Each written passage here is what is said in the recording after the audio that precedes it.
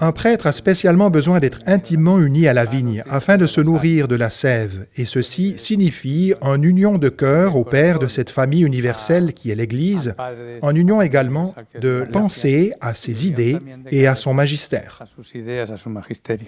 Jésus dit aux apôtres, « Celui qui vous écoute m'écoute, et celui qui vous rejette me rejette. » Et à Pierre, et donc à l'évêque de Rome, le pape, il dit, « Et toi, tu confirmeras tes frères. » Ce n'est donc pas tel ou tel journal, ou tel autre, ou encore celui-là qui les confirmeront, ni non plus tel ou tel autre colloque de théologie ou congrès de pastoral.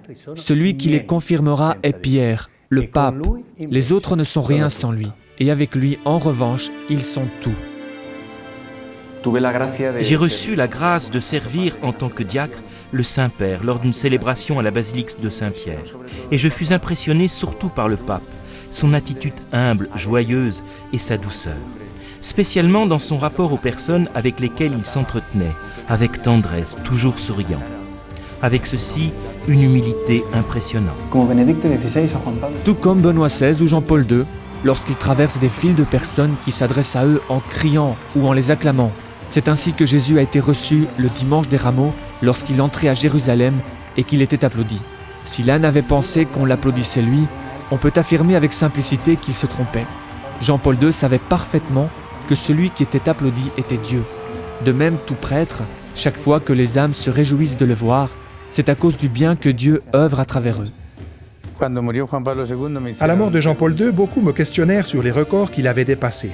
Les tours du monde, les millions de personnes qu'il avait reçues, les documents du magistère ou les lois. Et je répondais aux journalistes, « Le record le plus important vous est passé inaperçu. Et sans celui-ci, tout le reste ne sert à rien. » Quel est-il donc? Je les ai laissés réfléchir un peu, et puis je leur ai dit, « Voyez, le record le plus important, ce sont les heures que le pape a passées devant le tabernacle avec son amour. »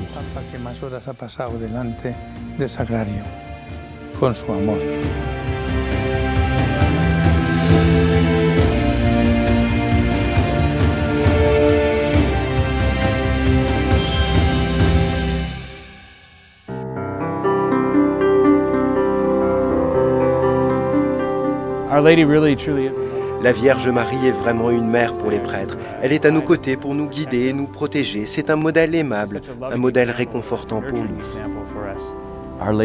La Vierge Marie est le modèle d'une vie simple dans l'amour et elle te conduit toujours plus profondément dans le cœur du Christ. Elle dit tout simplement, « Regarde, il est ici. » Le prêtre reçoit Marie comme sa mère. Le prêtre doit regarder Marie, il doit implorer Marie et doit vivre tout ce qui constitue la spiritualité mariale. Ce n'est pas une spiritualité à vivre peut-être, ce n'est pas une dévotion optionnelle pour le prêtre. Elle nous enseigne, à travers sa docilité et à travers son ouverture, son abandon, cette donation totale de soi à la parole, afin que la parole puisse, pour ainsi dire, assumer sa chair. Et de même, le prêtre aime la parole de Dieu et l'étudie, et lui-même s'alimente de la parole de Dieu pour que la parole puisse assumer sa chair, transformer sa chair. Et c'est ce que nous apprenons à travers l'exemple de la Mère de Dieu.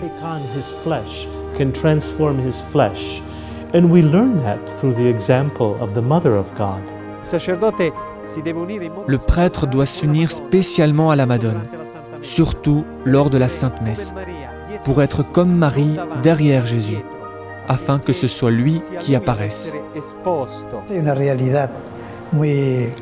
Il y a une réalité fondamentale donnée par la Vierge Marie, et c'est celle de ses paroles prononcées à Cana pour anticiper l'heure de Jésus, l'heure du sacrifice, l'heure en laquelle il sera élevé sur la croix. C'est l'heure de l'amour intense de Dieu répandu pour les hommes. Faites tout ce qu'il vous dira. Pour anticiper cette heure, pour la rendre présente, pour que l'eau de nos tristesses et de nos doutes se convertisse en vin de joie, en vin de l'heure du Seigneur, en vin d'amour de Dieu jusqu'à l'extrême, il est nécessaire que les prêtres accomplissent les paroles de Marie. Faites tout ce qu'il vous dira. Es necesario que los sacerdotes cumplamos las palabras de María, hacer lo que los diga.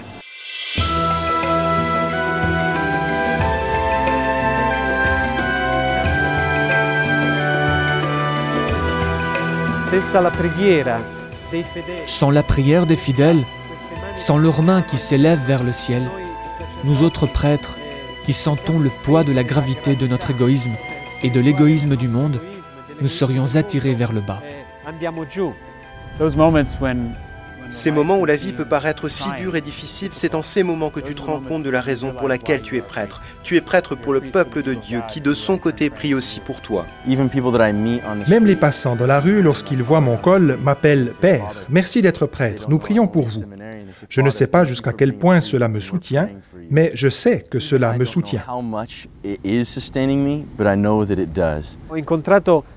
J'ai rencontré sur mon chemin des sœurs qui me disaient, par exemple, sœur Roberta, qui a fini ses jours à l'hôpital, consumée par la maladie, et qui me confiait « J'offre ma souffrance pour toi, afin que tu puisses devenir saint. » Et ainsi tant d'autres, et ceci touche particulièrement le cœur d'un prêtre.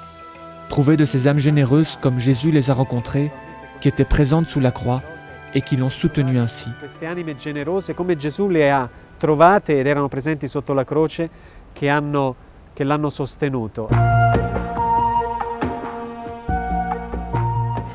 Précisément, nous voyons dans le curé d'Ars un prêtre qui ne s'est pas contenté d'accomplir extérieurement le geste de la rédemption. Il y a participé dans son être même, dans son amour du Christ, dans sa prière constante, dans l'offrande de ses épreuves ou ses mortifications. Voilà votre modèle, le saint curé d'Ars, amant de la parole de Dieu, amant de la Sainte Vierge, amant de sa vocation personnelle, amant de la croix, amant de la prière, amant de l'Eucharistie, amant du salut de ceux que le Seigneur lui avait confiés. Le saint curé d'Ars est pour nous un exemple vivant de ce que nous devons être, nous, prêtres, en combattant le démon, le monde et la chair. Le saint curé d'Ars est aussi notre intercesseur. C'est pourquoi nous l'invoquons. Saint curé d'Ars, aide ton Église. Suscite d'entre nos jeunes des hommes disposés à donner leur vie pour le Christ, comme toi-même, dès ta jeunesse. Hombres dispuestos a entregar su vida por Cristo como tú cuando fuiste joven. Lorsque le Seigneur nous fait ressentir dans le cœur l'inquiétude de nous donner totalement à lui, c'est là qu'il nous montre le chemin de la joie. C'est pourquoi je dirais, n'aie pas peur, dis oui. Tu verras ta vie devenir une affirmation joyeuse et le bien que tu apporteras aux âmes.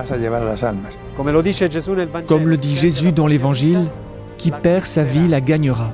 Et c'est ce que j'ai pu expérimenter. Même si parfois c'est un peu douloureux de se perdre, mais le Seigneur ne se laisse pas vaincre en générosité.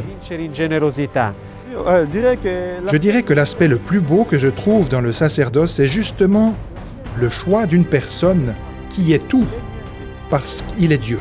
Dieu m'a choisi pour porter sa mission au monde et pour porter le monde à lui. Preghiamo per tutti i sacerdoti.